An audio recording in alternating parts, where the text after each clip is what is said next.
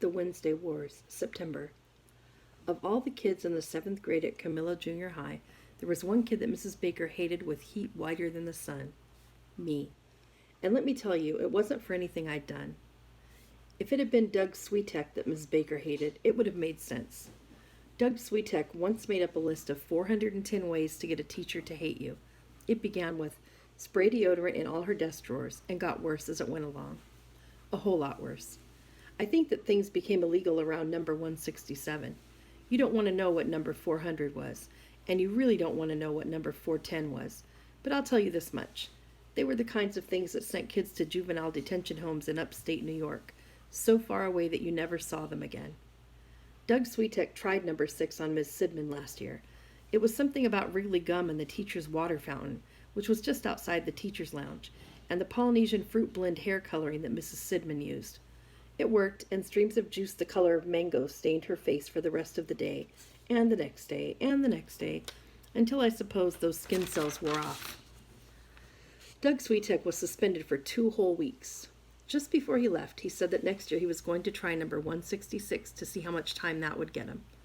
The day before Doug Switek came back, our principal reported during morning announcements that Mrs. Sidman had accepted voluntary reassignment to the main administrative office. We were all supposed to congratulate her on the new post, but it was hard to congratulate her because she almost never peeked out of the main administrative office. Even when she had to be the playground monitor during recess, she mostly kept away from us. If you did get close, she'd whip out a plastic rain hat and pull it on. It's hard to congratulate someone who's holding a plastic rain hat over her Polynesian fruit blend colored hair. See, that's the kind of stuff that gets teachers to hate you. But the thing was, I never did any of that stuff. Never. I even stayed as far away from Doug Switek as I could, so if he did decide to try number 166 on anyone, I wouldn't get blamed for standing nearby. But it didn't matter. Mrs. Baker hated me. She hated me a whole lot worse than Mrs. Sidman hated Doug Switek. I knew it on Monday, the first day of 7th grade, when she called the class roll, which she told you not only who was in the class, but also where everyone lived. If your last name ended in Berg, Zog, or Stein, you lived on the north side. If your last name ended in Ellie or Innie or O, you lived on the south side. Lee Avenue cut right between them, and if you walked out of Camillo Junior High and followed Lee Avenue across Main Street, past McLean's drugstore, Goldman's Best Bakery, and the 5 and 10 cent store, through another block and past the Free Public Library and down one more block, you come to my house, which my father had figured out was right smack in the middle of town. Not on the north side, not on the south side, just somewhere in between.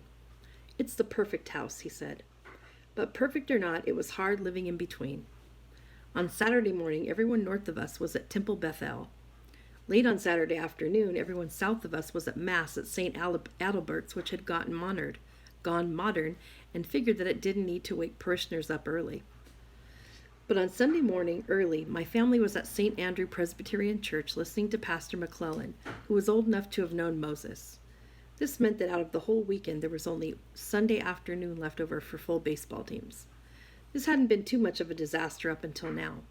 But last summer, Ben Cummings moved to Connecticut so his father could work in Groton, and Ian McAllister moved to Biloxi so his father could be a chaplain at a base there instead of the pastor at St. Andrews, which is why we ended up with Pastor McClellan, who could have called Isaiah a personal friend too.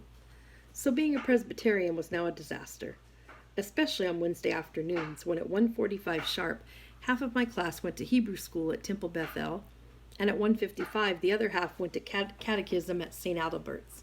This left behind just the Presbyterians, of which there had been 3, and now there was 1, me. I think Mrs. Baker suspected this when she came to my name on the class roll. Her voice got kind of crackly, like there was a secret code with the static underneath it. Halling Hood, she said. Here, I raised my hand. Hood. Yes. Mrs. Baker sat on the edge of her desk. This should have sent me some kind of message, since teachers aren't supposed to sit on the edge of their desks on the first day of classes. There's a rule about that. Hood, she said quietly. She thought for a moment. Does your family attend Temple Bethel? She said. I shook my head. St. Adalbert's, then? She asked this kind of hopefully. I shook my head again. So on Wednesday afternoon you attend neither Hebrew school nor catechism. I nodded. You are here with me. I guess, I said. Mrs. Baker looked hard at me. I think she rolled her eyes. Since the mutilation of guess goes into an intransitive verb as a crime against the language, Perhaps you might wish a full sentence to avoid prosecution, something such as, I guess that Wednesday afternoons will be busy after all. That's when I knew that she hated me. This look came over her face like the sun had winked out and was not going to shine again until next June. And probably that's the same look that came over my face, since I felt the way you feel just before throwing up. Cold and sweaty at the same time. And your stomach's doing things that stomachs aren't supposed to do. And you're really wishing, that the ham and cheese and broccoli omelet that your mother made you for the first day of school had been Cheerios. Like you really wanted, because they come up a whole lot easier and not yellow.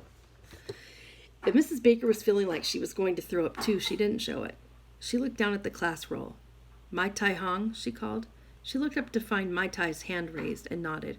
But before she looked down, Mrs. Baker looked at me again, and this time her eyes really did roll. Then she looked down again at her list. Daniel Hupfer, she called. And she looked up to find Danny's raised hand. And then she turned to look at me again. Meryl Lee Kowalski, she called. She found Meryl Lee's hand and looked at me again. She did this every time she looked up to find somebody's hand. She was watching me because she hated my guts. I walked back to the Perfect House slowly that afternoon. I could always tell when I got there without looking up because the sidewalk changed. Suddenly all the cement squares were perfectly white and none of them had a single crack, not one. This was also true of the cement squares of the walkway leading up to the Perfect House, which were bordered by perfectly matching azalea bushes, all the same height, alternating between pink and white blossoms. The cement squares and azaleas stopped at the perfect stoop, 3 steps like every other stoop on the block. And then you're up to the 2-story colonial with 2 windows on each side and 2 dormers on the second floor. It was like every other house on the block except neater, because my father had it painted perfectly white every other year, except for the fake aluminum shutters, which were black, and the aluminum screen door, which gleamed dully and never ever squeaked when you opened it. Inside, I dropped my books on the stairs. Mom, I called. I thought about getting something to eat, a Twinkie maybe, then chocolate milk that had more chocolate than milk, and then another Twinkie. After all that sugar, I figured I'd be able to come up with something on how to live with Mrs. Baker for 9 months.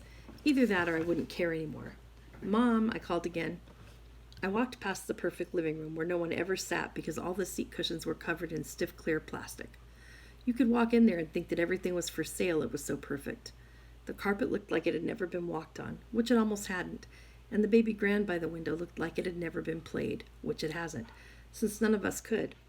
But if anyone had ever walked in and blinked a key or sniffed the artificial tropical flowers or straightened a tie in the gleaming mirror, they sure would have been impressed at the perfect life of an architect from Hoodhood and Associates. My mother was in the kitchen, fanning air out the open window and putting out a cigarette, because I wasn't supposed to know that she smoked. And if I did know, I wasn't supposed to say anything. And I really wasn't supposed to tell my father. And that's when it came to me, even before the Twinkie. I needed to have an ally in the war against Mrs. Baker. How was your first day, my mother said. Mom, I said, Mrs. Baker hates my guts. Mrs. Baker doesn't hate your guts. She stopped fanning and closed the window. Yes, she does. Mrs. Baker hardly knows you. Mom, it's not like you have to know someone well to hate their guts. You don't sit around and have a long conversation and then decide whether or not to hate their guts. You just do. And she does. I'm sure that Mrs. Baker is a fine person, and she certainly does not hate your guts. How do parents get to where they can say things like this? There must be some gene that switches on at the birth of the firstborn child, and suddenly the stuff just starts to come out of their mouths. It's like they haven't figured out that the language you're using is English, and they should be able to understand what you're saying. Instead, you pull a string on them, and a bad record plays. I guess they can't help it. Right after supper, I went to the den to look for a new ally. Dad, Mrs. Baker hates my guts. Can you see that the television is on and I'm watching Walter Cronkite, he said. We listened to Walter Cronkite report on the new casualty figures from Vietnam, and how the air war was being widened, and how 2 new brigades of the 101st Airborne Division were sent over, until CBS finally threw in a commercial. Dad, Mrs. Baker hates my guts. What did you do? I didn't do anything. She just hates my guts. People don't just hate your guts unless you do something to them. So what did you do? Nothing. This is Betty Baker, right? I guess. The Betty Baker who belongs to the Baker family? See what I mean about the gene thing? They miss the entire point of what you're saying. I guess she belongs to the Baker family, I said. The Baker family that owns the Baker Sporting Emporium? Dad, she hates my guts. The Baker Sporting Emporium, which is about to choose an architect for its new building, and which is considering Hoodhood and Associates among its top 3 choices. Dad. So, Holly, what did you do that might make Mrs. Baker hate your guts, which will make other Baker family members hate the name of Hood, which will lead the Baker Sporting Emporium to choose another architect, which will kill the deal for Hood and Associates, which will drive us into bankruptcy, which will encourage several lending institutions around the state to send representatives to our front stoop holding papers that have lots of legal words on them, none of them good, and which will mean that there will be no Hood and Associates for you to take over when I'm ready to retire? Even though there wasn't much left of the ham and cheese broccoli omelet, it started to want to come up again. I guess things aren't so bad, I said. Keep them that way, he said. That wasn't exactly what I had hoped for in an ally. There was only my sister left. To ask your big sister to be your ally is like asking Nova Scotia to go into battle with you. But I knocked on her door anyway, loudly since the monkeys were playing. She pulled it open and stood there, her hands on her hips. Her lipstick was the color of a new fire engine. Mrs. Baker hates my guts, I told her. So do I, she said. I could use some help with this. Ask Mom. She says that Mrs. Baker doesn't hate my guts. Ask Dad. Silence, if you call it silence when the monkeys are playing. Oh, she said, it might hurt a business deal, right? So he won't help the son who is going to inherit Hood and Associates. What am I supposed to do? If I were you, I'd head to California, she said. Try again. She leaned against her door. Mrs. Baker hates your guts, right? I nodded. Then, Holling, you might try getting some. And she closed her door. That night I read Treasure Island again, and I don't want to brag, but I've read Treasure Island 4 times, and Kidnapped twice, and The Black Arrow twice. I even read Ivanhoe halfway through before I gave up, since I started The Call of the Wild, and it was a whole lot better. I skipped to the part where Jim Hawkins is stealing the Hispaniola, and he's up on the mast, and Israel Hands is climbing toward him, clutching a dagger. Even so, Jim's in pretty good shape, since he's got 2 pistols against a single dagger, and Israel Hands seems about to give in. I'll have to strike, which comes hard, he says. I suppose he hates Jim's guts right at that moment. And Jim smiles, since he knows he's got him. That's guts. But then Israel Hands throws the dagger, and it's just dumb luck that saves Jim. And I didn't want to count on just dumb luck. Mrs. Baker eyed me all day on Tuesday, looking like she wanted something awful to happen, sort of like what Israel Hands wanted to happen to Jim Hawkins. It started first thing in the morning when I caught her watching me come out of the coat room and walk toward my desk. By the way, if you're wondering why a 7th grade classroom had a coat room, it isn't because we weren't old enough to have lockers. It's because Camillo Junior High used to be Camillo Elementary, until the town built a new Camillo Elementary and attached it to the old Camillo Elementary by kitchen hallway, and then made the old Camillo Elementary into the new Camillo Junior High. So all the rooms on the 3rd floor where the 7th grade had coat rooms. That's where we put our stuff, even though it was 1967 already, and we should have had hall lockers like every other 7th grade in the civilized world. So I caught Mrs. Baker watching me come out of the coat room and walk toward my desk. She leaned forward as if she was looking for something in her desk. It was creepy. But just before I sat down, I figured it out. She'd booby-trapped my desk, like Captain Flint would have. It all came to me in sort of a vision, the kind of thing Pastor McClellan sometimes talked about. How God sends a message to you just before some disaster, and if you listen, you stay alive. But if you don't, you don't. I looked at my desk. I didn't see any tripwires, so probably there weren't any explosives. I checked the screws.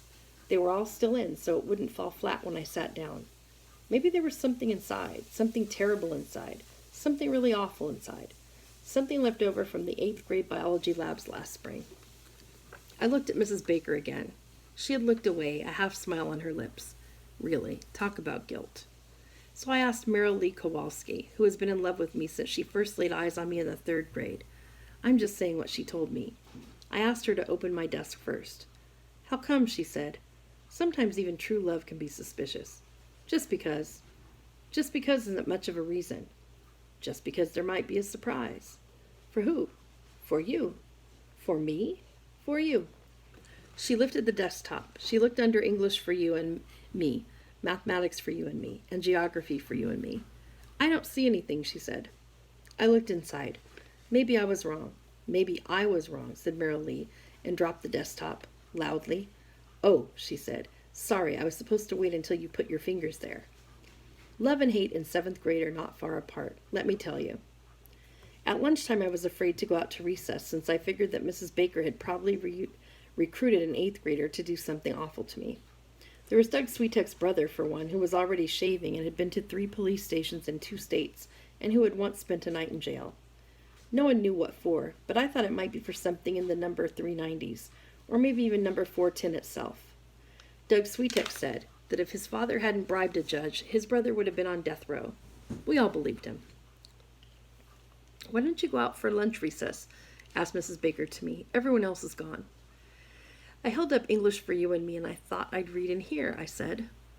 "Go out for recess," she said, criminal intent gleaming in her eyes. "I'm comfortable here." "Mr. Hoodhood," she said.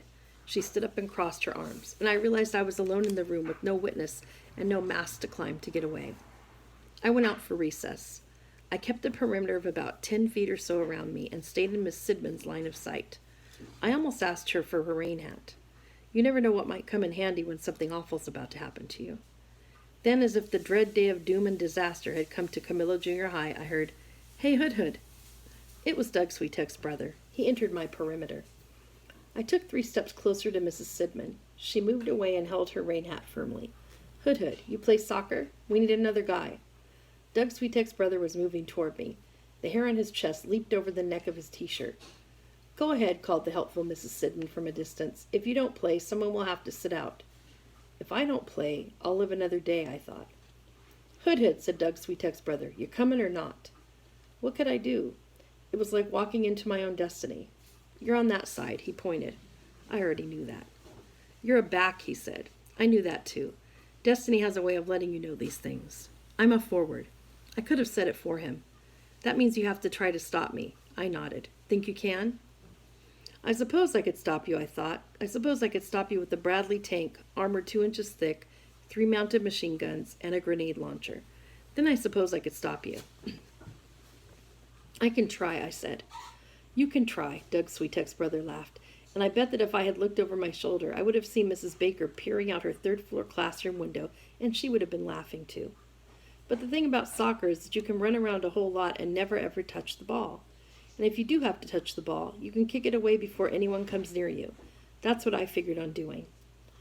Doug Switek's brother wouldn't even come near me, and I would foil Mrs. Baker's nefarious plan. But Doug Switek's brother had clearly received instructions. The first time he got the ball, he looked around and then came right at me.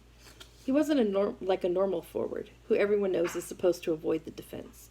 He just came right at me, and there was a growl that rose out of him like he was some great clod of living earth that hadn't evolved out of the Mesozoic era. Howling and roaring and slobbering and coming to crush me. I expect that the watching Mrs. Baker was almost giddy at the thought. "Get in front of him," screamed Danny Hutfer, who was our goalie. "In front of him." His voice was cracking, probably because he was imagining the propulsion of a soccer ball as it left Doug Switek's brother's foot and hurtled toward the goal, and wondering what it might do to his chest. I didn't move. Danny screamed again. I think he screamed, "In front." But I'm not sure. I don't think he was using language at all. Imagine a sound with a whole lot of high vowels and I think you'd have it. But it didn't make any difference what he screamed, because of course I wasn't going to get in front. There was no way in the world I was going to get in front. If Doug Switek's brother scored, he scored. It was just a game after all. I stepped toward the sideline away from the goal, and Doug Switek's brother veered toward me. I ran back a bit and stepped even closer to the sideline, and he veered toward me again. So as Danny Hutfer screamed vowels and Doug Switek's brother growled mesozoically, I felt my life come down to this one hard point, like it had been a funnel channeling everything I had ever done to this one moment, when it would all end. And that was when I remembered Jim Hawkins, climbing up the side of the Hispaniola to steal her, tearing down the Jolly Roger flag, sitting in the cross trees and holding Israel Hand's back. Guts. So I glanced up at Mrs. Baker's window. She wasn't there, probably so she wouldn't be accused of being an accomplice. And then I ran toward the goal, turned, and stood. I waited for Doug Switek's brother to come. It was probably kind of noble to see. I stood my ground, and I stood my ground, and I stood my ground, until the howling and the roaring and the slobbering were about on top of me. Then I closed my eyes. Nothing says you have to look at your destiny, and stepped out of the way. Almost. I left my right foot behind, and Doug Switek's hairy brother tripped over it. Everything suddenly increased in volume. The howling and the roaring and the slobbering, the whistling of Doug Switek's brother's airborne body hurtling toward the goal, the screams of Danny Hutfer, my own hollering as I clutched my crushed foot. Then there came an iron thunk against the goalpost, which bent at a sudden angle around Doug Switek's brother's head, and everything was quiet. I opened my eyes again. Doug Sweetuck's brother was standing and sort of wobbling. Mrs. Sidman was running over, though properly speaking, what she did wasn't really running. It was more of a panicky shuffle. She probably saw negligent playground monitor headlines in her future. When she got to him, Doug Sweetuck's brother was still wobbling, and he looked at her with his eyes kind of crossed. "Are you all right?" Mrs. Sidman asked and held on to his arm. He nodded once, then threw up on her. He had eaten a liverwurst and egg sandwich for lunch. No one ever wants to see a liverwurst and egg sandwich twice. And Mrs. Sidman's rain hat did not help at all. This was the end of the soccer game, except that Danny Hutfer, a very relieved Danny Hutfer, ran up to thump me on the back. "You sure did take him out." "I didn't mean to take him out." "Sure. Did you see him fly like a missile?" "I didn't mean to take him out," I hollered. "I never saw anyone get taken out like that before." Doug Sweetuck ran over. "You took out my brother?" "I didn't mean to take out your brother." "Everyone says you took out my brother. I've been wanting to do that since I was out of the womb." "It was like a missile," said Danny. I limped back into school, trying not to look at an unhappy Mrs. Sidman, who was holding the wobbling Doug Sweetuck's brother at the same time she was using her rain hat to not do very much. Liverwurst is like that. Merrill Lee was waiting for me at the door. "You took out Doug Sweetuck's brother?" she asked. "I didn't mean to take him out." "And how did he end up flying through the air?" "I tripped him." "You tripped him?" "Yes, I tripped him." "On purpose?" "Sort of." "Isn't that cheating?" "He's 3 times bigger than I am. So that means that you can cheat and make him look like an idiot." "I didn't try to make him look like an idiot." "Oh, and you didn't try to make me look like an idiot, opening your desk for some dumb surprise that wasn't even there?" "What's that got to do with it?" "Everything," said Merrill Lee, and stomped away.